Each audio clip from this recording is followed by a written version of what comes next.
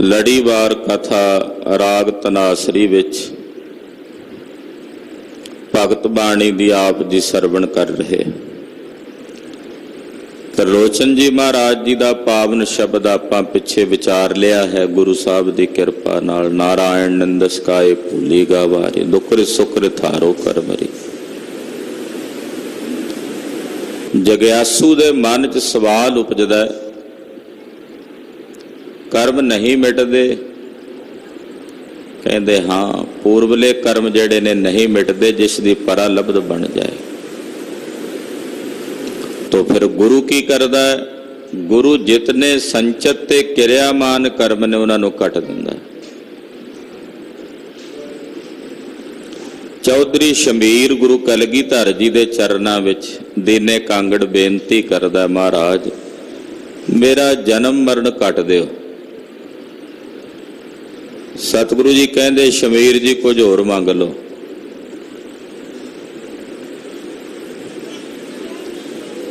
कहता नहीं महाराज, जन्म मरण नहीं कटो। ये चला गया। अगले दिन फिर आया, महाराज जी कहते मंगो शमीर जी, खुश हाँ तुहाडे ते। कहता जी जन्म मरण कट दिओ। सतगुरु आख्या फिर कल आई। रात जाके सुता पिया, सुपना आया। सुपने च कदे कूकर बनदा, कदे सूकर बनदा, कदे गर्धव बनदा, कदे कां बनदा। आखिर एक चंडाल दे जन्म दे विच पिया। पीलू हुंदे इधर मालवे दे इलाके च, वो खाधे सुपने विच।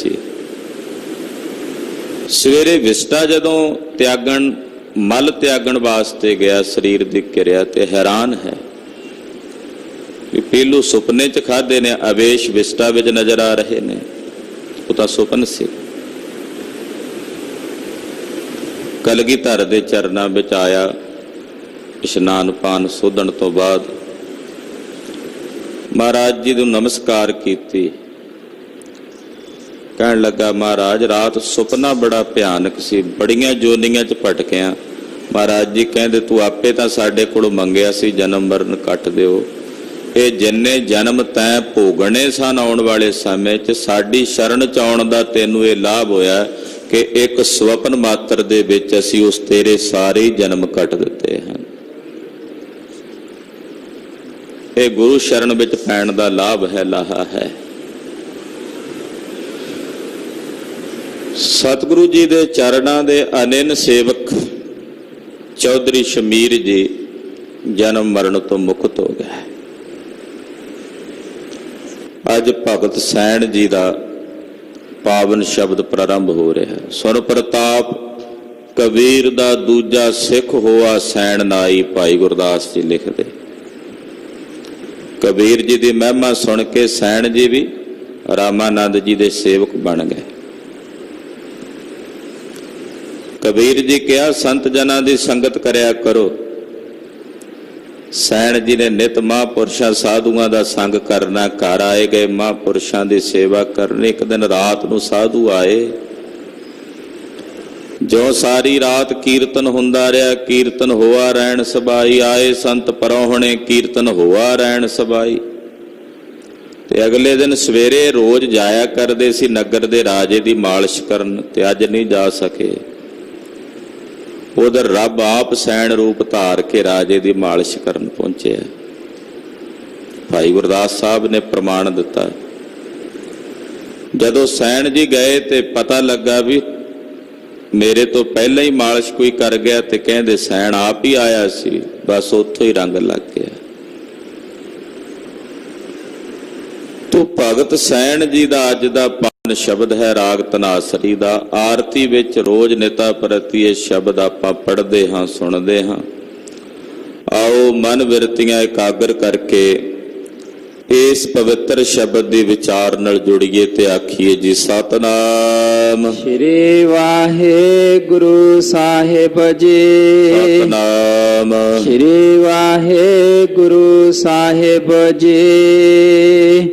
श्री सैन तू ਦੀਪ ਕ੍ਰਿਤ ਸਾਜ ਆਰਤੀ।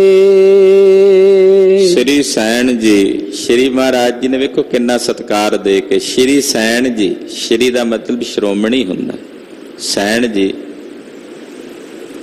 ਇਹ ਪਾਵਨ ਸ਼ਬਦ ਉਚਾਰਨ ਕਰਦੇ, ਕਹਿੰਦੇ ਹੇ ਵਾਹਿਗੁਰੂ ਮੈਂ ਤੇਰੀ ਆਰਤੀ ਦਾ ਥਾਲ ਸਜਾ ਕੇ ਤੇਰੀ ਆਰਤੀ ਕਰ ਰਿਹਾ, ਤੇ ਆਰਤੀ ਵਿੱਚ ਧੂਪ ਹੁੰਦੀ ਹੈ, ਆਰਤੀ ਵਿੱਚ ਦੀਵਾ ਹੁੰਦਾ ਹੈ, ਦੀਵੇ ਵਿੱਚ ਘਿਓ ਹੁੰਦਾ ਹੈ, ਤੂੰ ਕਹਿੰਦੇ ਆਰਤੀ ਕਰ ਰਿਹਾ।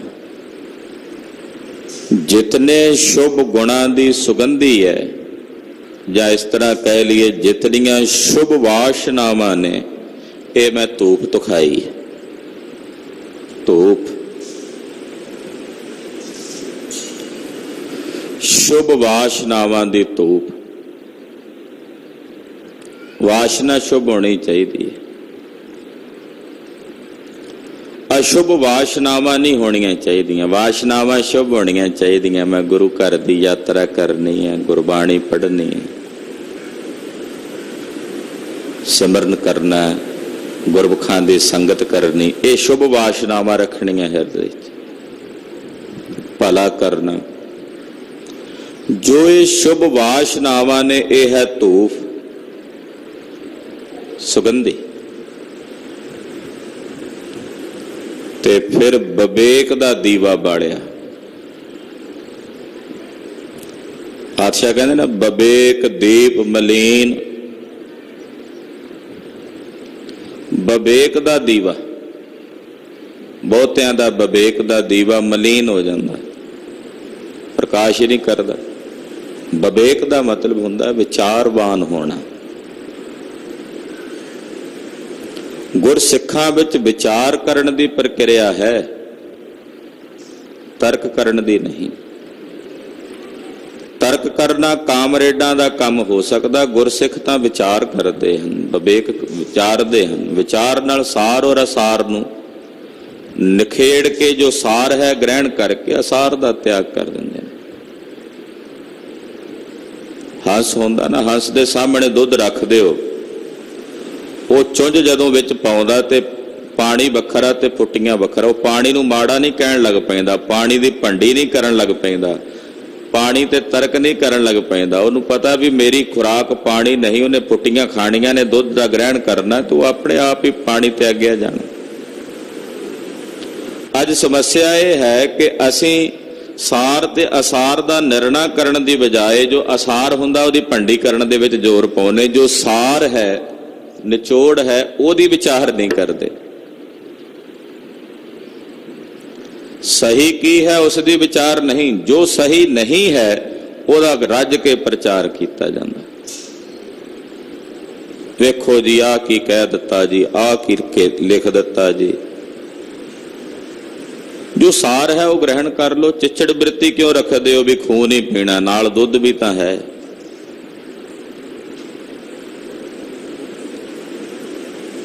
ਵਤਸ਼ ਜਿਹੜਾ ਹੈ ਉਹ ਦੁੱਧ ਗ੍ਰਹਿਣ ਕਰ ਲੈਂਦਾ, ਤੇ ਚਿੱਚੜ ਦੀ ਬਿਰਤੀ ਹੁੰਦੀ ਹੈ ਉਹਨੇ ਖੂਨ ਹੀ ਪਖਣਾ। ਤੂੰ ਵਿਵੇਕ ਵਿਚਾਰਵਾਨ ਹੋਣਾ। ਜਦੋਂ ਸਾਰ ਗ੍ਰਹਿਣ ਕਰਾਂਗੇ ਅਸਾਰ ਆਪੇ ਤਿਆਗਿਆ ਜਾਏਗਾ। ਫਿਰ ਅਸਾਰ ਦੇ ਤਿਆਗਣ ਲਈ ਸਾਨੂੰ ਜ਼ੋਰ ਨਹੀਂ ਲਾਉਣਾ ਪੈਣਾ, ਸਾਰ ਨੂੰ ਗ੍ਰਹਿਣ ਕਰਨਾ ਨਚੋ, ਉਹਨੂੰ ਕਹਿੰਦੇ ਨੇ ਵਿਵੇਕ। ਮਹਾਰਾਜ ਮੈਂ ਇਸ ਥਾਲ ਦੇ ਵਿੱਚ ਵਿਵੇਕ ਦਾ ਦੀਵਾ ਜਗਾਇਆ, ਸ਼ੁਭ ਵਾਸ਼ਨਾਵਾਂ ਦੀ ਸੁਗੰਧੀ ਹੈ, ਧੂਪ ਤੁਖਾਈ ਹੈ, ਔਰ ਵਿਵੇਕ ਦਾ ਦੀਵਾ ਧੂਪ ਦੀਪ। ਫਿਰ ਤੀਜਾ ਹੈ ਕ੍ਰਿਤ। ਕ੍ਰਿਤ ਦੀਵਾ ਘਿਓ ਬਿਨਾਂ ਨਹੀਂ ਬਲਦਾ। ਇਹਦੇ ਵਿੱਚ ਘਿਓ ਪਾਇਆ ਹੈ ਪ੍ਰੇਮ ਦਾ, ਪ੍ਰੇਮ ਦਾ ਇਹਦੇ ਵਿੱਚ ਘਿਓ ਪਾਇਆ ਹੈ ਇਸ ਦੀਵੇ ਵਿੱਚ। ਯਾਨੀ ਕਿ ਵਿਚਾਰ ਉਹ ਹੋਣੀ ਚਾਹੀਦੀ ਹੈ ਜਿਸ ਵਿੱਚ ਪ੍ਰੇਮ ਭਾਵ ਸਮਿਲਿਤ ਹੋਵੇ, ਉਹ ਵਿਚਾਰ ਹੁੰਦੀ ਜਿਸ 'ਚ ਪ੍ਰੇਮ ਹੋਵੇ। ਹੇਤ ਹੇਤ ਦੀ ਚਰਚਾ ਹੁੰਦੀ ਨਾ, ਹੇਤ ਪ੍ਰੇਮ ਸਹਿਤ ਵਿਚਾਰ। ਤੋ ਮੈਂ ਇਸ ਆਰਤੀ ਦੇ ਦੀਵੇ ਵਿੱਚ, ਹੇ ਵਾਹਿਗੁਰੂ, ਤੇਰਾ ਜਿਹੜਾ ਪ੍ਰੇਮ ਹੈ, ਤੇਰੇ ਪ੍ਰੇਮ ਦਾ ਘਿਓ ਪਾਇਆ ਹੋਇਆ।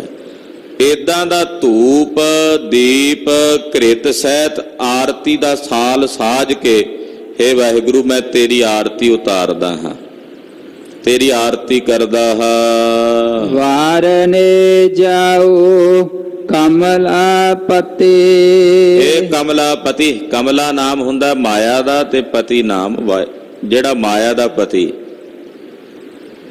ਕਮਲਾ ਨਾਮ ਮਾਇਆ ਦਾ ਹੈ। ਕਮਲਾ ਪ੍ਰਮਪੀਤ ਹੈ, ਕਮਲਾ ਪ੍ਰਮਪੀਤ ਹੈ, ਤੀਖਣ ਮਦ ਬਪਰੀਤ ਹੈ, ਅਵਧ ਅਕਾਰਥ ਜਾਤ ਕਮਲਾ ਪ੍ਰਮਪੀਤ। ਕਮਲਾ ਨਾਮ ਮਾਇਆ ਦਾ ਹੈ। ਹੇ ਵਾਹਿਗੁਰੂ ਜੀ, ਕਮਲਾਪਤੀ ਮਾਇਆ ਦੇ ਪਤੀ ਨਿਰੰਕਾਰ ਵਾਹਿਗੁਰੂ ਜੀ, ਮੈਂ ਤੁਹਾਡੇ ਤੋਂ ਵਾਰਨੇ ਜਾਂਦਾ ਹਾਂ। ਆਰਤੀ ਕਰਨ ਦਾ ਮਤਲਬ ਹੀ ਹੈ ਵਾਰੇ ਵਾਰੇ ਜਾਣਾ। ਆਰਤੀ ਦਾ ਕੀ ਮਤਲਬ ਹੁੰਦਾ? ਥਾਲ ਦੇ ਵਿੱਚ ਦੀਵਾ ਜਗਾ ਕੇ ਜਦੋਂ ਕੋਈ ਆਪਣੇ ਇਸ਼ਟ ਦੀ ਆਰਤੀ ਕਰਦਾ ਤਾਂ ਉਹਦਾ ਮਤਲਬ ਹੁੰਦਾ ਵੀ ਮੈਂ ਤੇਰੇ ਤੋਂ ਵਾਰੇ ਵਾਰੇ ਜਾਂਦਾ ਹਾਂ। ਆਰਤੀ ਦਾ ਇਹ ਮਤਲਬ ਹੈ। ਤੇ ਕਹਿੰਦੇ ਮੈਂ ਆਰਤੀ ਦਾ ਜਿਹੜਾ ਥਾਲ ਸਜਾਇਆ, ਜਿਹਦੇ 'ਚ ਸ਼ੁਭ ਵਾਸ਼ਨਾਵਾਂ ਦੀ ਧੂਫ ਤੁਖਾਈ ਹੈ, ਵਿਵੇਕ ਦਾ ਦੀਵਾ ਬਾਲਿਆ ਔਰ ਉਹਦੇ 'ਚ ਪ੍ਰੇਮ ਦਾ ਘਿਓ ਪਾਇਆ ਹੋਇਆ, ਉਹ ਬਣਾ ਕੇ ਆਰਤੀ ਤੇ ਫਿਰ ਮੈਂ ਜਦੋਂ ਤੇਰੇ ਤੋਂ ਵਾਰੇ ਵਾਰੇ ਜਾਂਦਾ ਹਾਂ, ਹੇ ਕਮਲਾਪਤੀ ਇਹ ਤੇਰੀ ਆਰਤੀ ਹੈ, ਇਹ ਮੈਂ ਤੇਰੀ ਆਰਤੀ ਉਤਾਰਦਾ ਹਾਂ। ਮੰਗਲਾ ਹਰ ਮੰਗਲਾ। ਹੇ ਵਾਹਿਗੁਰੂ ਮੈਂ ਮਨ ਕਰਕੇ ਵੀ ਤੁਹਾਡੇ ਮੰਗਲ ਗਾਉਂਦਾ ਹਾਂ, ਜਸ ਗਾਉਂਦਾ ਹਾਂ, ਤਨ ਕਰਕੇ ਵੀ ਤੁਹਾਡਾ ਮੰਗਲ ਜਸ ਗਾਉਂਦਾ ਹਾਂ, ਤੇ ਬਚਨ ਕਰਕੇ ਮਨ ਬਚ ਕਰਮ ਕਰਕੇ ਤੁਹਾਡੇ ਮੰਗਲ ਜਸ ਗਾਇਨ ਨੂੰ ਕਰਦਾ ਬਾਰ ਬਾਰ। ਹੇ ਹਰੀ ਜੀ ਤੁਹਾਡੇ ਹੀ ਮੰਗਲ ਕਰਦਾ ਬਾਰੰਬਾਰ, ਆਪ ਜੀ ਦਾ ਹੀ ਮੰਗਲਾ ਹਰ ਮੰਗਲਾ। ਹੇ ਮੰਗਲਮਈ ਵਾਹਿਗੁਰੂ ਅਕਾਲ ਪੁਰਖ ਜੀ, ਮੈਂ ਤੁਹਾਡੇ ਮੰਗਲ ਕਰਦਾ ਹਾਂ। ਤੁਹਾਡਾ ਜਸ, ਮੰਗਲ ਦਾ ਮਤਲਬ ਜਸ ਕਰਨਾ, ਉਪਮਾ ਕਰਨੀ। ਮਹਾਰਾਜ ਮੈਂ ਤੁਹਾਡਾ ਹੀ ਜਸ ਕਰਦਾ ਹਾਂ। ਨਿਤ ਮੰਗਲ ਰਾਜਾ ਰਾਮ ਰਾਏ ਕੋ। ਜਦੋਂ ਉਸ ਰਾਜੇ ਰਾਮ ਦੇ, ਰਾਜਾ ਰਾਮ ਦਾ ਮਤਲਬ ਹੁੰਦਾ ਹੈ ਜੋ ਸਾਰੇ ਜਗਤ ਦਾ ਰਾਜਾ ਹੈ, ਰਮਿਆ ਹੋਇਆ ਹੈ, ਐਸਾ ਜੋ ਰਜਿਆ ਹੋਇਆ ਰਾਜਾ ਰਾਮ ਹੈ ਅਕਾਲ ਪੁਰਖ, ਉਹ ਨਿਤ ਹੀ ਖੁਸ਼ੀਆਂ ਦੇਣ ਵਾਲਾ। ਜਦੋਂ ਉਹਦੇ ਕੋਈ ਮੰਗਲ ਕਰਦਾ ਉਹਨੂੰ ਉਹ ਮੰਗਲ ਬਖਸ਼ਦਾ। ਮੰਗਲ ਦਾ ਮਤਲਬ ਖੁਸ਼ੀਆਂ ਵੀ ਹੁੰਦੀਆਂ ਨੇ। ਨਿਤ ਮੰਗਲ, ਉਹ ਨਿਤ ਹੀ ਮੰਗਲਮਈ ਹੈ, ਨਿਤ ਹੀ ਖੁਸ਼ੀਆਂ ਦੇਣ ਵਾਲਾ। ਦੁੱਖ ਤਾਂ ਅਸੀਂ ਪਕੜੇ ਹੋਏ ਨੇ। ਗੁਰੂ ਨਾਨਕ ਸਾਹਿਬ ਕਹਿੰਦੇ ਵਾਹਿਗੁਰੂ ਨਾਲ ਤਾਂ ਉਹ ਤਾਂ ਹੈ ਹੀ ਸੁਖ ਸਰੂਪ, ਦੁੱਖ ਤਾਂ ਅਸੀਂ ਫੜੇ ਹੋਏ ਨੇ। ਤੂੰ ਛੱਡ ਤਾਂ ਵੇਖ ਦੁੱਖਾਂ ਨੂੰ ਤੇ ਸੁਖ ਗ੍ਰਹਿਣ ਕਰ ਲੇਗਾ। ਦੁੱਖ ਪਰ ਹਰ ਸੁਖ ਘਰ ਲੈ ਜਾਏ। ਦੁੱਖਾਂ ਦਾ ਤਿਆਗ ਕਰ, ਤੈਂ ਹੀ ਫੜੇ ਹੋਏ ਨੇ, ਦੁੱਖਾਂ ਨੇ ਤੈਨੂੰ ਨਹੀਂ ਫੜਿਆ ਹੋਇਆ। ਤੋ ਵਾਹਿਗੁਰੂ ਪਰਮੇਸ਼ਰ ਹੈ ਹੀ ਮੰਗਲ ਮੂਰਤੀ, ਜਿਹਦੇ 'ਚ ਹਮੇਸ਼ਾ ਹੀ ਖੁਸ਼ੀ ਹੈ, ਜਿਹਦੇ ਵਿੱਚ ਹਮੇਸ਼ਾ ਹੀ ਖੇੜਾ ਹੈ। ਤੋ ਉਹ ਨਿਤ ਮੰਗਲ ਦੇਣ ਵਾਲਾ, ਖੁਸ਼ੀਆਂ ਦੇਣ ਵਾਲਾ ਹੈ। ਰਹਾਉ ਉਤਮ ਦੀਅਰਾ ਨਿਰਮਲ ਬਾਤੇ।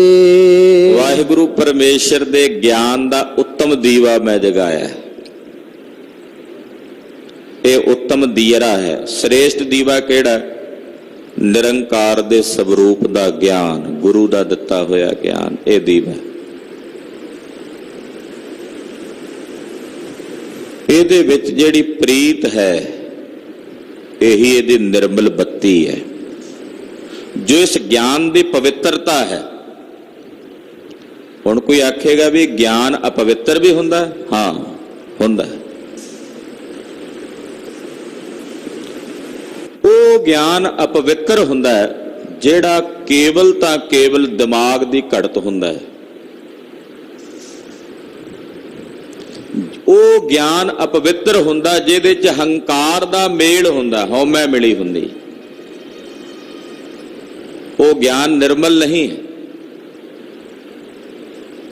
ਹੰਕਾਰ ਸਹਿਤ ਮਿਲਿਆ ਹੋਇਆ ਗਿਆਨ ਉਹ ਅਪਵਿੱਤਰ ਗਿਆਨ। ਉਹ ਅਪਵਿੱਤਰ ਗਿਆਨ ਪੰਜੋਖਰਾ ਸਾਹਿਬ ਵਾਲੇ ਪੰਡਤ ਨੂੰ ਵੀ ਸੀ। ਉਹ ਪਵਿੱਤਰ ਗਿਆਨ ਨਾਨੂ ਪੰਡਤ ਨੂੰ ਵੀ ਸੀ ਕੁਰੂਕਸ਼ੇਤਰ ਦੀ ਧਰਤੀ ਤੇ। ਪੜ੍ਹਿਆ ਲਿਖਿਆ ਸੀ, ਵਿਦਵਾਨ ਸੀ। ਉਹ ਗਿਆਨ ਰਾਵਣ ਨੂੰ ਵੀ ਸੀ। ਪਰ ਜਿਸ ਗਿਆਨ ਨਾਲ ਹੰਕਾਰ ਮਿਲ ਜਾਏ ਉਹ ਗਿਆਨ ਪਵਿੱਤਰ ਨਹੀਂ ਰਹਿ ਜਾਂਦਾ, ਪਵਿੱਤਰ ਹੋ ਜਾਂਦਾ। ਪਵਿੱਤਰ ਤੇ ਨਿਰਮਲ ਗਿਆਨ ਉਹ ਹੈ ਜਿਸ ਗਿਆਨ ਦੇ ਸਹਿਤ ਬੰਦਾ ਸਭ ਕੁਝ ਜਾਣ ਕੇ ਹਲੀਮੀ ਵਿੱਚ ਆ ਜਾਏ, ਨਿਰਮਾਣਤਾ ਵਿੱਚ ਆ ਜਾਏ। ਗੁਰਮਤਿ ਦਾ ਇਹ ਗਿਆਨ ਹੈ।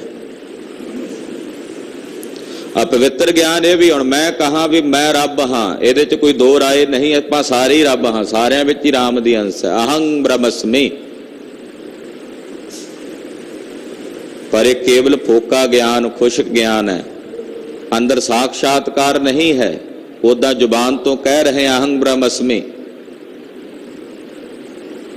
ਪਵਿੱਤਰ ਗਿਆਨ ਇਹ ਹੈ ਕਿ ਅੰਦਰ ਗਿਆਨ ਹੋ ਗਿਆ ਕਿ ਮੈਂ ਰਾਮ ਦੀ ਅੰਸ਼ ਹਾਂ, ਪਰ ਰਸਨਾ ਤੋਂ ਫਿਰ ਵੀ ਕਹਿੰਦਾ ਹੈ ਵਾਹਿਗੁਰੂ ਮੈਂ ਤੇਰਾ ਦਾਸ ਹਾਂ, ਮੈਂ ਤੇਰਾ ਸੇਵਕ ਹਾਂ। ਇਹ ਉੱਤਮ ਦੀਰਾ ਹੈ, ਨਿਰਮਲ ਬਾਤੀ। ਇਹ ਮੰਨ ਲਓ ਨਿਰਮਲ ਬੱਤੀ ਹੈ ਇਹਦੇ ਵਿੱਚ। ਇਹ ਪਵਿੱਤਰਤਾ ਜਿਹੜੀ ਹੈ ਇਸ ਗਿਆਨ ਦੀ, ਉਹੀ ਇਸ ਦੀ ਬੱਤੀ ਹੈ। ਤੋਹੇ ਨਿਰੰਜਨ ਕਮਲ ਪਾਤੇ। ਇਹ ਵਾਹਿਗੁਰੂ ਤੂੰ ਹੀ ਨਿਰੰਜਨ, ਮਾਇਆ ਦੀ ਕਾਲਖ ਤੋਂ ਰਹਿਤ ਹੈ। ਤੇਰੇ ਤੇ ਮਾਇਆ ਦਾ ਕੋਈ ਅਸਰ ਨਹੀਂ, ਮਾਇਆ ਦਾ ਕੋਈ ਪ੍ਰਭਾਵ ਨਹੀਂ। ਔਰ ਹੇ ਵਾਹਿਗੁਰੂ ਤੂੰ ਇਹ ਜਿਹੜੀ ਮਾਇਆ ਸੰਸਾਰ ਵਿੱਚ ਵਰਤਣ ਵਾਲੀ, ਇਹਦਾ ਪਤੀ ਹੈ, ਇਹਦਾ ਸੁਆਮੀ ਹੈ। ਰਾਮਾ ਭਗਤ ਰਾਮਾਨੰਦ ਜਾਣੈ। ਮੇਰੇ ਗੁਰੂ ਰਾਮਾਨੰਦ ਜੀ ਰਾਮ ਦੀ ਭਗਤੀ ਨੂੰ ਹੀ ਜਾਣਦੇ ਨੇ। ਰਾਮਾਨੰਦ ਜੀ ਸੈਣ ਜੀ ਦੇ ਗੁਰੂ ਸਨ। ਕਹਿੰਦੇ ਮੇਰੇ ਗੁਰੂ ਰਾਮਾਨੰਦ ਜੀ ਰਾਮ ਦੀ ਭਗਤੀ ਨੂੰ ਜਾਣਦੇ ਨੇ। ਉਹ ਕਹਿੰਦੇ ਭਗਤੀ ਸ਼੍ਰੋਮਣੀ ਹੈ ਪਰਮੇਸ਼ਰ ਦੀ। ਭਗਤ ਸ਼੍ਰੋਮਣ ਜਗਤ ਮੈਂ। ਨਿਰੰਕਾਰ ਦੀ ਜਿਹੜੀ ਭਗਤੀ ਹੈ ਪਰਮੇਸ਼ਰ ਦੀ, ਉਹੀ ਸਾਰੇ ਜਗਤ ਵਿੱਚ ਸ਼੍ਰੋਮਣੀ ਤੇ ਸਰਵੋਤਮ ਹੈ। ਪੂਰਨ ਪਰਮਾਨੰਦ ਬਖਾਨੈ।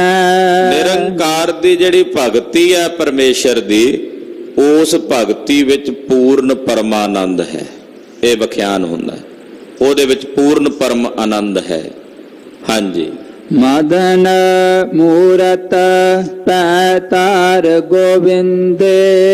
ਮਦਨ ਕਹਿੰਦੇ ਨੇ ਜਿਸ ਨੂੰ ਵੇਖ ਕੇ ਮਨ ਮੋਹਿਆ ਜਾਏ। ਹੇ ਵਾਹਿਗੁਰੂ ਤੇਰੀ ਮੂਰਤ ਇਹੋ ਜੀ ਹੈ ਵੀ ਜਿਹੜਾ ਵੇਖਦਾ ਉਹਦਾ ਮਨ ਮੋਹਿਆ ਜਾਂਦਾ। ਮਦਨ ਮੂਰਤ। ਮਦਨ ਕਾਮ ਨੂੰ ਕਹਿੰਦੇ ਆ। ਕਾਮ ਬੜਾ ਸੁੰਦਰ ਹੁੰਦਾ। ਕਹਿੰਦੇ ਹੇ ਵਾਹਿਗੁਰੂ ਤੇਰੀ ਜਿਹੜੀ ਮੂਰਤ ਹੈ ਉਹ ਬੜੀ ਸੁੰਦਰ ਹੈ। ਮਦਨ ਮੂਰਤ, ਬੜੀ ਸੁੰਦਰ ਮੂਰਤ ਹੈ ਸੁਆਮੀ ਜੀ। ਜਿਹੜਾ ਵੇਖਦਾ ਮੋਹਿਤ ਹੋ ਜਾਂਦਾ ਹੈ। ਹੇ ਵਾਹਿਗੁਰੂ ਇਹ ਜਿਹੜਾ ਸੰਸਾਰ ਭੈ ਸਾਗਰ ਹੈ, ਗੋਬਿੰਦ ਜੀ, ਹੇ ਸੁੰਦਰ ਸਰੂਪ ਮੂਰਤ ਜੀ, ਕਿਰਪਾ ਕਰੋ ਮੈਨੂੰ ਇਸ ਭਵ ਸਾਗਰ ਤੋਂ ਤਾਰ ਦਿਓ। ਮੇਰੀ ਬੇਨਤੀ ਹੈ ਕਿ ਆ ਜਿਹੜਾ ਸੰਸਾਰ ਸਮੁੰਦਰ ਭੈ ਸਾਗਰ ਹੈ, ਇਸ ਭੈ ਸਾਗਰ ਤੋਂ ਤੁਸੀਂ ਕਿਰਪਾ ਕਰਕੇ ਦਇਆ ਕਰਕੇ ਮੈਨੂੰ ਤਾਰ ਦਿਓ। ਸੈਨ ਪਨ ਭਜ ਪਰਮਾਨੰਦੇ। ਭਗਤ ਸੈਣ ਜੀ ਕਹਿੰਦੇ ਹਨ ਕਿ ਹੇ ਭਾਈ ਉਹ ਜੋ ਪਰਮਾਨੰਦ ਸਰੂਪ ਵਾਹਿਗੁਰੂ ਪਰਮੇਸ਼ਰ ਹੈ ਉਸ ਦਾ ਭਜਨ ਕਰੋ, ਉਸ ਨੂੰ ਭਜੋ। ਜੇ ਹੁਣ ਨਾ ਭਜੋਗੇ ਤੇ ਕਦੋਂ ਭਜੋਗੇ ਭਾਈ? ਅਬ ਨਾ ਭਗਿਸ ਭਜਸ ਕਬ ਭਾਈ ਆਵੈ ਅੰਤ ਨਾ ਭਜਿਆ ਜਾਈ। ਵੇਲਾ ਹੈ ਹੁਣ। ਉਸ ਨਿਰੰਕਾਰ ਵਾਹਿਗੁਰੂ ਪਰਮਾਨੰਦ ਸਰੂਪ ਪਰਮੇਸ਼ਰ ਦਾ ਭਜਨ ਕਰੋ। ਪੀਪਾ। ਭਗਤ ਪੀਪਾ ਜੀ ਬੜੇ ਵੱਡੇ ਰਾਜੇ ਸਨ। ਇੱਕਦਮ ਮਨ ਵੈਰਾਗੀ ਹੋਇਆ, ਰਾਜ ਭਾਗ ਤਿਆਗ ਕੇ ਨਿਰੰਕਾਰ ਦੀ ਭਗਤੀ 'ਚ ਤਤਪਰ ਹੋ ਗਏ। ਭਗਤ ਪੀਪਾ ਜੀ ਇਹ ਪਾਵਨ ਸ਼ਬਦ ਉਚਾਰਦੇ ਹਨ। ਕਾਇਓ ਦੇਵ ਕਾਇਓ ਦੇਵਲ ਕਾਇਓ ਜੰਗਮ ਜਾਤੀ। ਕਾਇਓ ਦਾ ਮਤਲਬ ਆ ਜਿਹੜੀ ਕਾਇਆ ਹੈ, ਸਰੀਰ। क्योंकि जो ब्रह्मंडे सोई पिंडे जिहड़ी पंक्ति कही ना इस शब्द विच, ते पिंडे दा मतलब आ काया, जिहड़ी चेतन सत्ता इस काया दे अंदर, क्योंकि चेतन सत्ता दे आसरे शरीर चल रहा है, आत्मा दे आसरे चल रहा है, ते आत्मा की है? परमात्मा दी ही अंश है। तो इस काया दे विच जिहड़ा देव प्रकाश रूप आत्म चेतन सत्ता है, ओही देवल जिहड़े बाहरले मंदिर ने उन्हां विच भी ओही चेतन सत्ता है। नैण मीटिया अंदर दिसदा खुलिया बाहर दसाई है, ये वो खेड़ है भाई वीर सिंह जी ने जिहड़ी दसी है ना। नैण मीटिया अंदर दिसदा खुलिया बाहर दसाई है। काया दे अंदर जिहड़ा देव आत्म सत्ता है, ओही आत्म सत्ता बाहर मंदिरां विच भी है। देवला, देवल दा मतलब जिहड़े देवल रूप मंदिर जिथे बहुत सारे देवतियां दीयां मूर्तियां विराजमान हन, उत्थे जो आत्म सत्ता है, वो आत्म सत्ता मेरी काया विच भी है। भगत जी कहंदे उहां तो जाइए जो इहां ना होए। जो काया दे विच मेरी आत्म सत्ता है, ओही तीर्थ यात्रा वाले पासे जा रही है। जंगम जाति का मतलब जंगम पैदल चल के जाने वाले यात्री, जो सत्ता उन्हां विच है, वो चेतन सत्ता मेरी इस काया दे अंदर भी है। कायो धूप दीप नैवेद्य, कायो पूजो पाते। मेरी इस काया दे अंदर ही धूप है, इहदे विच ही दीप है, नैवेद आदਿਕ भोग जिहड़े लाए जांदे ने उस चेतन स्वरूप नूं इस काया दे अंदर ही ने। सब कुछ इस काया दे अंदर ही है। ते इस काया दे विच ही जो आत्म सत्ता है, उसे नूं मैं फुल, पाती दा मतलब फुल भेट करके पूजा भी उसे दी कर रहा। जदों गुरु नानक साहिब जी गुरु अंगद देव साहब नूं मत्था टेकदे ने, ते की वो गुरु अंगद देव समझ के मत्था टेक रहे ने? अपनी ही जोत गुरु अंगद देव साहब च रख के उस जोत नूं नमस्कार कर रहे ने। जो जोत खुद गुरु नानक साहब दी है, वो जोत गुरु अंगद देव साहब च रख के उन्होंने नमस्कार कर रहे ने। और गुरु अंगद देव साहब अंदर जिहड़ी जोत है, वो गुरु नानक साहब विच रख के उन्होंने नमस्कार कर रहे ने। फिर एकमिकता है। कहण मात्र विच कहांगे कि गुरु अंगद देव साहब गुरु नानक साहब दे सिख ने, पर कोई सवाल करे फिर गुरु नानक साहब तो गुरु अंगद साहब नूं भी मत्था टेक रहे ने, इहदा मतलब गुरु नानक साहब गुरु अंगद साहब दे सिख ने। कहण मात्र च सिख गुरु दा भेद है, पर वास्तविक रूप दे विच कोई भेद नहीं है। एकमिकी ने गुरु सिख है, सिख गुरु है। इस करके भगत जी इत्थे ओही भाव हन, सब खेड़ ओही है कि जेड़े नैवेद आदਿਕ भोग चेतन सत्ता नूं भेट कीते जा रहे हो, मेरी अंदर दी मेरी ही चेतन सत्ता है। मेरी ही उस चेतन सत्ता नूं मैं पुष्प फुल भेट करदा हां। हाँ जी। काया बहु खंड खोजते नव निध पाई। जिन्हां ने बहु खंडा वाली, क्योंकि शरीर विच एक खंड नहीं है, बहुत खंडा वाली, इहदे विच कई टुकड़े ने, जोड़ ने। साडे शरीर दे कई जोड़ ने। तो जिहड़े बहु खंडा वाली काया नूं जिहड़े खोजदे ने अपने अंदरों, लभदे ने गुर शब्द दे नाल, भगत जी कहंदे उन्हां नूं 9 निधियां दा खजाना इसे चों प्राप्त हुंदा है। इस काया विच इन्ना कुछ परमेश्वर ने पाया होया, और केवल मनुखी काया विच जिहड़ा ज्ञान है वो केवल मनुखी काया विच है। पशुआं जानवरां विच ज्ञान नहीं है। ज्ञान नहीं तदे तां पशु ने। जिस मनुख विच ज्ञान नहीं है, वो भी बिना सिंगां ते बिना पूंछ तो पशु ही है, जानवर ही है। ਵੇਖਣ ਮਾਤਰ ਚ ਭਾਵੇਂ ਉਹਨੂੰ ਕਹਿ ਸਕਦੇ ਆ ਵੀ ਇਹ ਮਨੁੱਖ ਹੈ, ਬੰਦਾ ਹੈ, ਪਰ ਇਹਦੇ ਗਿਆਨ ਵਿਹੂਣਾ ਤੇ ਫਿਰ ਪਸ਼ੂ ਸਮਾਨ ਹੈ। ਫਰਕ ਇੰਨਾ ਵੀ ਇਹਨੂੰ ਪੂੰਛ ਨਹੀਂ ਲੱਗੀ ਹੋਈ, ਸਿੰਘ ਨਹੀਂ ਹਨ, ਚਾਰ ਲੱਤਾਂ ਨਹੀਂ ਹਨ। ਇਸ ਕਾਇਆ ਜਿਹੜੀ ਬਹੁ ਖੰਡਾਂ ਵਾਲੀ, ਬਹੁ ਟੁਕੜਿਆਂ ਵਾਲੀ ਜਿਹੜੀ ਇਹ ਕਾਇਆ ਹੈ, ਭਗਤ ਪੀਪਾ ਜੀ ਮਹਾਰਾਜ ਜੀ ਕਹਿੰਦੇ ਇਹਨੂੰ ਜਦੋਂ ਕੋਈ ਖੋਜਦਾ ਹੈ ਗੁਰ ਸ਼ਬਦ ਦੁਆਰਾ, ਅੰਦਰੋਂ ਖੋਜ ਕਰਦਾ ਹੈ, ਆਪਣੇ ਸਵੈ ਚਿੰਤਨ ਦੇ ਵਿੱਚ ਲੀਨ ਹੁੰਦਾ ਹੈ, ਸਵੈ ਅਧਿਆਸ ਜਿਸ ਨੂੰ ਕਹਿੰਦੇ ਨਾ, ਸਵੈ ਅਧਿਆਸ। ਸਾਨੂੰ ਸਵੈ ਅਧਿਆਸ ਤਾਂ ਹੈ ਹੀ ਨਹੀਂ ਵੀ ਅਸੀਂ ਕੀ ਹਾਂ। ਮਾਫ ਕਰਨਾ, ਜੋ ਸਾਡੇ ਅੰਦਰ ਸਵੈ ਅਧਿਆਸ ਹੈ ਉਹ ਕੇਵਲ ਬਾਹਰਲੇ ਸਰੀਰ ਦਾ ਹੈ। ਮੈਂ ਫਲਾਣਾ ਸਿੰਘ ਹਾਂ, ਫਲਾਣੀ ਬਰਾਦਰੀ 'ਚ ਜੰਮਿਆ, ਫਲਾਣੀ ਮੇਰੀ ਕੁੱਲ ਹੈ, ਫਲਾਣੀ ਥਾਂ ਤੇ ਮੈਂ ਰਹਿੰਦਾ ਹਾਂ, ਇਹੀ ਹੈ ਸਾਡਾ ਅਧਿਆਸ। ਇਹਨੂੰ ਦੇਹ ਅਧਿਆਸ ਤਾਂ ਕਹਿ ਸਕਦੇ ਹਾਂ, ਸਵੈ ਅਧਿਆਸ ਨਹੀਂ ਹੈ। ਦੇਹ ਅਧਿਆਸ ਸਾਨੂੰ ਸਾਰਿਆਂ ਨੂੰ ਹੈ ਵੀ ਮੇਰਾ ਸਰੀਰ ਇਸ ਵੇਲੇ ਕਿੱਥੇ ਹੈ, ਪਰ ਸਵੈ ਅਧਿਆਸ ਜੋ ਸਾਡਾ ਨਿਜ ਆਪ ਹੈ ਉਹ ਇਸ ਵੇਲੇ ਕਿੱਥੇ ਹੈ ਇਹ ਸਾਨੂੰ ਨਹੀਂ ਪਤਾ। ਸਵੈ ਅਧਿਆਇ ਅਸੀਂ ਕੀਤਾ ਹੀ ਨਹੀਂ। ਭਗਤ ਪੀਪਾ ਜੀ ਮਹਾਰਾਜ ਸਾਨੂੰ ਸਵੈ ਅਧਿਆਇ ਵੱਲ ਪ੍ਰੇਰਿਤ ਕਰ ਰਹੇ ਨੇ ਕਿ ਸੱਜਣੋ, ਆਪਣਾ ਸਵੈ ਅਧਿਆਇ ਕਰਕੇ ਇਸ ਕਾਇਆ ਦੇ ਅੰਦਰ ਖੋਜੋ। ਤੁਸੀਂ ਕਾਇਆ ਨਹੀਂ ਹੋ, ਕਾਇਆ ਦੇ ਅੰਦਰ ਕੀ ਹੈ ਜਿਸ ਦੇ ਆਸ਼ਰਿਤ ਇਹ ਕਾਇਆ ਹੈ। ਕੋਈ ਸੱਤਾ ਤਾਂ ਹੈ ਜੋ ਇਹਦੇ ਵਿੱਚ ਆਉਂਦੀ ਹੈ, ਜੀਵਤ ਹੁੰਦਾ ਹੈ, ਕੋਈ ਸੱਤਾ ਤਾਂ ਹੈ ਜੋ ਇਹਦੇ ਵਿੱਚੋਂ ਨਿਕਲ ਜਾਂਦੀ ਤੇ ਮੁਰਦਾ ਹੋ ਜਾਂਦਾ। ਹਾਲਾਂਕਿ ਅੱਖਾਂ ਵੀ ਮੌਜੂਦ ਨੇ, ਕੰਨ ਵੀ ਮੌਜੂਦ ਨੇ, ਨਾਸਕਾ ਵੀ ਆ, ਹੱਥ ਪੈਰ ਵੀ ਨੇ, ਪਰ ਕੁਝ ਵੀ ਨਹੀਂ ਹੋ ਰਿਹਾ। ਕੀ ਸੀ ਜੋ ਨਿਕਲ ਗਿਆ? ਉਹ ਚੇਤਨ ਸੱਤਾ। ਜਦੋਂ ਬਹੁ ਖੰਡਾਂ ਵਾਲੀ, ਬਹੁ ਟੁਕੜਿਆਂ ਵਾਲੀ ਇਸ ਕਾਇਆ ਨੂੰ ਕੋਈ ਖੋਜਦਾ ਹੈ ਤੇ ਇਸ ਨੂੰ ਖੋਜਦਿਆਂ ਸਵੈ ਅਧਿਆਇ ਕਰਦਾ, ਸਵੈ ਅਧਿਆਸ ਕਰਦਾ, ਤਾਂ ਭਗਤ ਪੀਪਾ ਜੀ ਮਹਾਰਾਜ ਜੀ ਕਹਿੰਦੇ ਨਵ ਨਿਧ ਪਾਈ। ਫਿਰ 9 ਨਿਧੀਆਂ ਦਾ ਖਜ਼ਾਨਾ ਇਹਦੇ ਵਿੱਚੋਂ ਹੀ ਪ੍ਰਾਪਤ ਹੋ ਜਾਂਦਾ।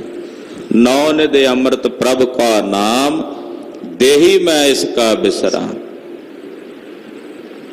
ਇਸੇ ਦੇ ਵਿੱਚ ਹੀ 9 ਨਿਧੀਆਂ ਦੇ ਖਜ਼ਾਨੇ ਦੀ ਪ੍ਰਾਪਤੀ ਇਸ ਕਾਇਆ ਵਿੱਚੋਂ ਹੀ ਹੁੰਦੀ ਹੈ। ਮਾਨਸੀ ਤਾਕਤ इतनी प्रबल है, इतनी प्रबल कि मानसी शक्ति के सामने दुनिया में कोई भी शक्ति नहीं जदों जागृत हो जाए। इस काया दे अंदर जिहड़ी परमेश्वर ने शक्ति पाई है ना, परमेश्वर दी है ना, अकाल पुरख दी है वो शक्ति, तो बड़ा जदों जागृत हो जाती है, किसी अंदर प्रगट हो जाती, साक्षात्कार हो जाती है, ਤਾਂ ਉਸ ਸਾਖਸ਼ਾਤਕਾਰ ਹੋਈ ਸ਼ਕਤੀ ਦੁਆਰਾ ਉਹ ਕੁਝ ਵੀ ਕਰਨ ਲਈ ਸਮਰੱਥ ਹੋ ਜਾਂਦਾ। ਉਹਦੇ ਲਈ ਕੁਝ ਵੀ ਅਸੰਭਵ ਨਹੀਂ ਹੁੰਦਾ। ਤੋ 9 ਨਿਧੀਆਂ ਦਾ ਖਜ਼ਾਨਾ ਕਹਿੰਦੇ ਇਸ ਕਾਇਆ ਨੂੰ ਖੋਜਦਿਆਂ ਹੋਇਆਂ ਅੰਦਰੋਂ ਹੀ ਪ੍ਰਾਪਤ ਹੋ ਜਾਂਦਾ ਹੈ।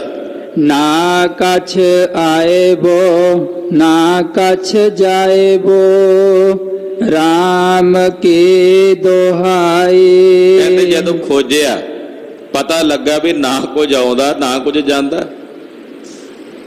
ਘੜਾ ਰੱਖਿਆ ਇੱਥੇ ਮਿੱਟੀ ਦਾ, ਉਹਨੂੰ ਡੰਡਾ ਲੈ ਕੇ ਤੋੜ ਦਿਓ, ਉਹਦੇ ਵਿੱਚ ਜਿਹੜਾ ਖਾਲੀ ਪਨ ਸੀ ਉਹ ਕਿਤੇ ਗਿਆ? ਜਾਂ ਜਦੋਂ ਘੜਾ ਬਣਾਇਆ ਗਿਆ ਉਹਦੇ ਵਿੱਚ ਜਿਹੜਾ ਉਹ ਆਕਾਸ਼ ਆਉਂਦਾ ਖਾਲੀ, ਉਹ ਕਿਧਰੋਂ ਆਇਆ?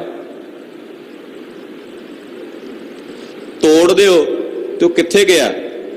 ਕਿਤੇ ਗਿਆ ਤਾਂ ਨਹੀਂ। ਪਹਿਲਾਂ ਵੀ ਉੱਥੇ ਸੀ ਨਾ, ਉਹ ਪਹਿਲਾਂ ਆਇਆ ਸੀ ਨਾ ਕਿਤੇ ਬਾਅਦ ਵਿੱਚ ਗਿਆ। ਤੋੜਨ ਤੋਂ ਬਾਅਦ ਗਿਆ ਨਹੀਂ ਕਿਤੇ, ਬਣਾਉਣ ਵੇਲੇ ਉਹ ਕਿਤੋਂ ਆਇਆ ਨਹੀਂ, ਉੱਥੇ ਹੀ ਸੀ। ਕਹਿੰਦੇ ਜਦੋਂ ਮੈਂ ਆਪਣੀ ਕਾਇਆ ਦੇ ਅੰਦਰ ਖੋਜਿਆ ਉਸ ਪ੍ਰਮਾਤਮਾ ਦੀ ਸੱਤਾ ਨੂੰ, ਪਤਾ ਲੱਗਾ।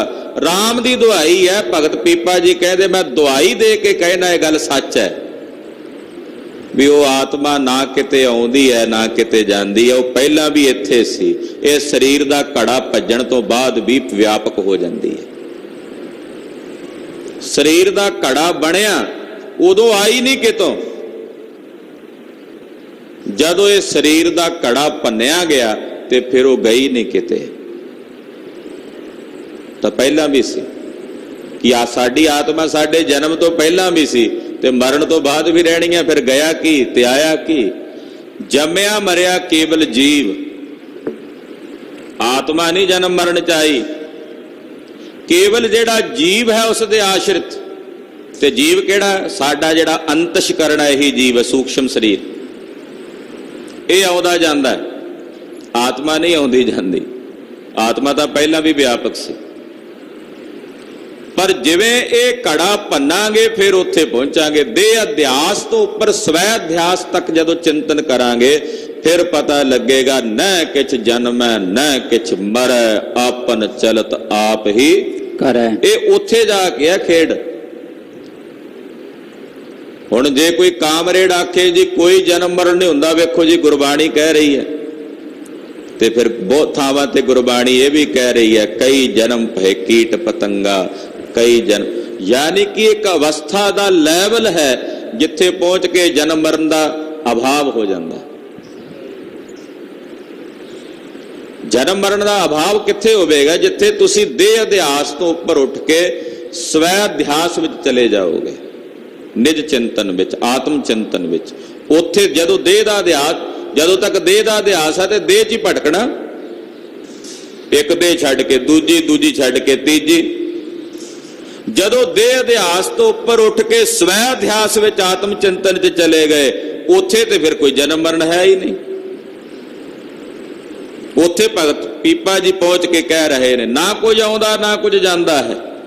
ਹਾਂਜੀ, ਰਹਾਉ ਜੋ ਬ੍ਰਹਮੰਡੇ ਸੋਈ ਪਿੰਡੇ। ਜੋ ਇਹ ਬ੍ਰਹਮੰਡ ਵਿੱਚ ਹੈ ਉਹ ਸਭ ਕੁਝ ਇਸ ਪਿੰਡੇ ਵਿੱਚ ਹੈ। ਮੇਰੇ ਸਰੀਰ ਵਿੱਚ ਜਿਸ ਚੀਜ਼ ਦਾ ਗਿਆਨ ਹੈ ਮੈਂ ਉਸ ਚੀਜ਼ ਨੂੰ ਵੇਖ ਕੇ ਪਛਾਣਾਂਗਾ। ਜਿਹੜੀ ਚੀਜ਼ ਦਾ ਗਿਆਨ ਮੇਰੇ ਸਰੀਰ ਵਿੱਚ ਨਹੀਂ ਹੈ ਮੈਂ ਕਿਵੇਂ ਜਾਣਾਂਗਾ ਉਸ ਨੂੰ? ਸੱਪ ਦਾ ਗਿਆਨ ਇਸ ਕਾਇਆ ਵਿੱਚ ਹੈ ਤਦੇ ਬਾਹਰ ਦਿਸਿਆ। ਇੱਕ ਬੱਚੇ ਨੂੰ ਸੱਪ ਦਾ ਗਿਆਨ ਨਹੀਂ ਹੈ, ਉਹਦੇ ਸਾਹਮਣੇ ਆ ਵੀ ਜੋ ਖੇਡਣ ਲੱਗ ਪਏਗਾ ਉਹਦੇ ਨਾਲ, ਉਹਨੂੰ ਨਹੀਂ ਪਤਾ ਵੀ ਇਹ ਜ਼ਹਿਰੀਲਾ ਹੁੰਦਾ ਹੈ, ਇਹ ਨਾਗ ਹੈ, ਇਹ ਵਿਸ਼ੈਲਾ ਹੈ। ਜਿਵੇਂ ਜਿਵੇਂ ਗਿਆਨ ਹੁੰਦਾ ਵੀ ਜ਼ਹਿਰੀਲਾ ਹੈ, ਇਹਦੇ ਤੋਂ ਦੂਰੀ। ਜੋ ਬ੍ਰਹਮੰਡ ਵਿੱਚ ਹੈ ਉਸ ਪਿੰਡੇ ਵਿੱਚ ਹੈ। ਇਹਦਾ ਮਤਲਬ ਬੜਾ ਗਹਿਰਾ ਹੈ। ਮੂਰਛਿਤ ਪਿਆ ਮਨੁੱਖ, ਬੇਹੋਸ਼ੀ ਦੀ ਹਾਲਤ ਵਿੱਚ ਪਿਆ ਹੋਇਆ ਮਨੁੱਖ, ਕੋਮਾ ਦੀ ਹਾਲਤ ਵਿੱਚ ਪਿਆ ਹੋਇਆ ਮਨੁੱਖ, ਉਹਦੇ ਸਾਹਮਣੇ ਸਾਰਾ ਕੁਝ ਹੈ। ਮਾਂ ਪਿਓ ਭੈਣ ਭਰਾ ਬਹੁਤ ਕੁਝ, ਹਸਪਤਾਲ ਦੀ ਇਮਾਰਤ ਹੈ, ਪੂਰਾ ਸੰਸਾਰ ਹੈ, ਨਦੀਆਂ ਦਰਿਆ ਕੋਲ ਵਗਦੇ ਚਲੇ ਜਾਣ, ਪਰ ਉਹਨੂੰ ਕੋਈ ਗਿਆਨ ਹੁੰਦਾ? ਜਦੋਂ ਜਾਗਰਤ ਅਵਸਥਾ ਵਿੱਚ ਹੁੰਦਾ ਹੈ, ਜਦੋਂ ਉਹਦੇ ਅੰਦਰ ਚੇਤਨਤਾ ਹੁੰਦੀ ਤੇ ਫਿਰ ਸਾਰਾ ਗਿਆਨ ਹੈ, ਫਿਰ ਸਭ ਕੁਝ ਉਹਨੂੰ ਸੁਝਦਾ। ਜੋ ਬ੍ਰਹਮੰਡ ਵਿੱਚ ਹੈ, ਕਥਾ ਕਰ ਲਈ ਤੇ ਕਾਹਲਾ ਜ਼ਿਆਦਾ। ਹਾਂਜੀ, ਥੋੜਾ ਜਿਹਾ ਸੰਜਮ ਰੱਖ ਲਓ।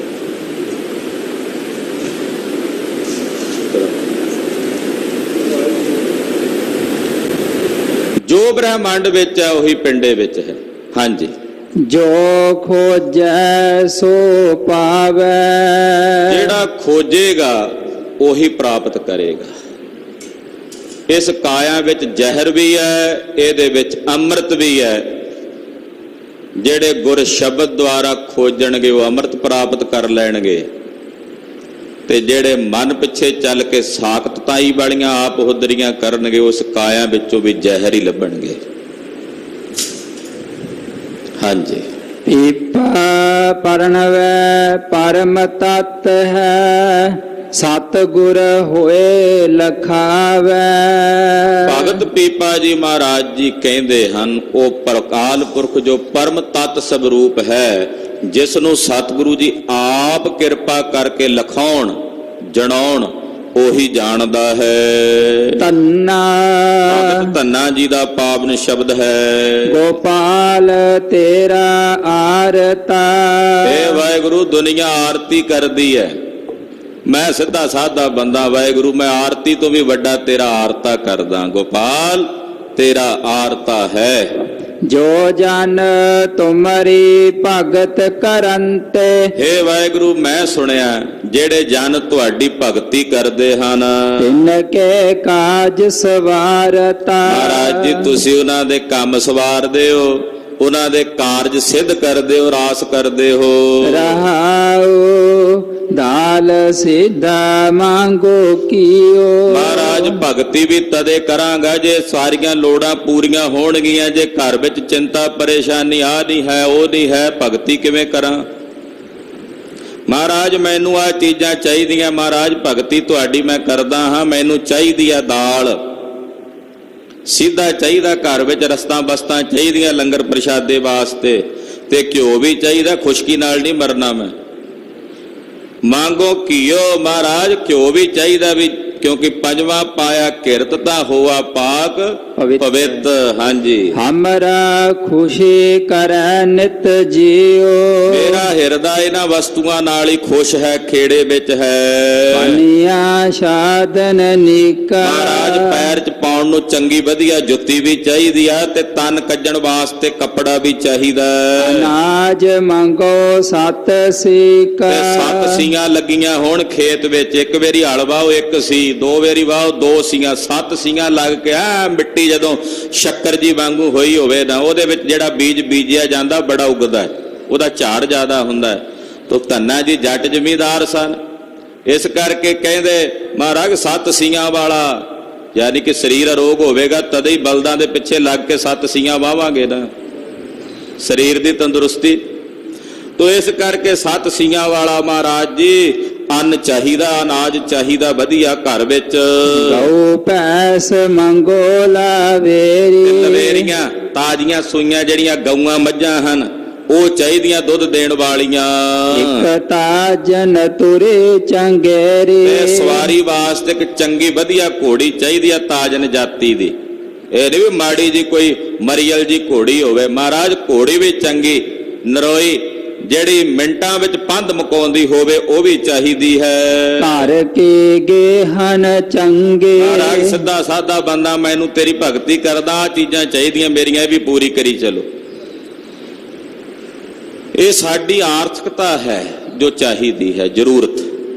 ਘਰ ਕੀ ਗੇਹਨ ਚੰਗੀ, ਮਹਾਰਾਜ ਘਰ ਵਾਲੀ ਵੀ ਚੰਗੀ ਆਗਿਆਕਾਰੀ ਹੋਵੇ, ਜਿਹੜੀ ਬਚਨ ਚ ਰਹੇ। ਜਨ ਧੰਨਾ ਲੈਵੈ ਮੰਗੇ, ਭਗਤ ਧੰਨਾ ਜੀ ਮਹਾਰਾਜ ਜੀ ਕਹਿੰਦੇ ਮੈਂ ਬਸ ਆ ਚੀਜ਼ਾਂ ਮੰਗਦਾ ਹਾਂ, ਤਿਆਰਤਾ ਤੇਰਾ ਕਰਦਾ ਹਾਂ। ਵਾਹਿਗੁਰੂ ਮੈਂ ਸੁਣਿਆ ਜਿਹੜੇ ਤੇਰੀ ਭਗਤੀ ਕਰਦੇ ਨੇ ਉਹਨਾਂ ਦੇ ਤੂੰ ਕੰਮ ਸਵਾਰਦਾ, ਆ ਕੰਮ ਮੇਰੇ ਸਿੱਧ ਕਰ ਦਿਓ ਨਾਲ ਨਾਲ। ਧਨਾਸਰੀ ਰਾਗ ਸੰਪੰਨ ਹੋਇਆ। ਮਹਾਰਾਜ ਜੀ ਦੇ ਪਾਵਨ ਬਚਨਾਂ ਦੀ ਵਿਚਾਰ ਕਰਦਿਆਂ ਹੋਈਆਂ ਭੁੱਲਾਂ ਚੁੱਕਾਂ ਦੀ ਖਿਮਾ। ਵਾਹਿਗੁਰੂ ਵਾਹਿਗੁਰੂ ਵਾਹਿਗੁਰੂ ਵਾਹਿਗੁਰੂ।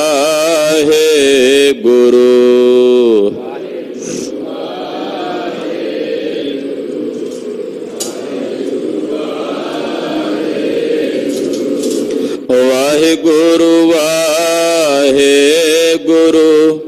ਵਾਹਿਗੁਰੂ ਵਾਹਿਗੁਰੂ।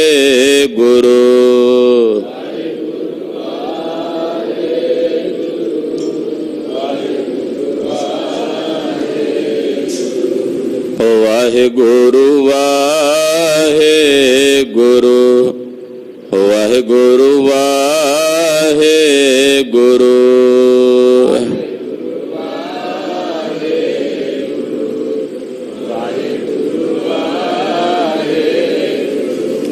ਵਾਹਿਗੁਰੂ ਜੀ ਕਾ ਖਾਲਸਾ, ਵਾਹਿਗੁਰੂ ਜੀ ਕੀ ਫਤਿਹ।